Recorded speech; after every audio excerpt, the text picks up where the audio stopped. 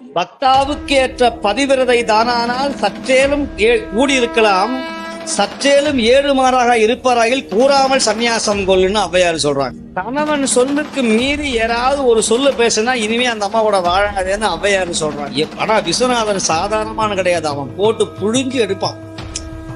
பாண்டரங்கன் அப்படின்னு எனக்கு தெரியாது, ஆனா இங்க சிவபெருமான் இருக்கிறாரு, அவர் என்ன பண்ணுவார்னா எல்லா வினைகளையும் புழிஞ்சு எடுப்பார். எடுத்துட்டு என்னால முடியலப்பா அப்படின்னு உட்காரும் போது நல்ல ஐஸ்கிரீமை கொண்டாந்து வாயில ஊட்டுவார். சாப்பிடுற ராஜா.